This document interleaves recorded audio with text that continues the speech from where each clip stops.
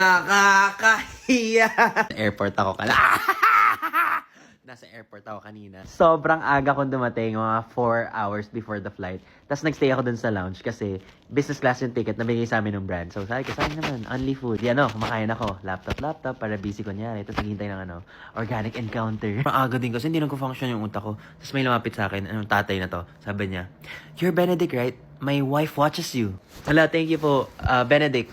Pakilala din siya. And he was talking about his children. Ako naman sa anak ko, kwentuhan, ganyan, dad stuff. Oh my God, I finally made it. Yun naman ang gusto ko sa buhay ko makipag-usap ako, tapos pinag-uusapan namin mga anak, ganyan lang. I was having so much fun. Kaya magtaka ako, sabi ko, saan yung wife niyo, tsaka yung kids niyo? Sabi niya, they're in another lounge kasi may awards kami. Sabi ko naman, congrats po! Tapos, nag-lag siya. Kaya, gumamit pala siya ng points. Ang lala.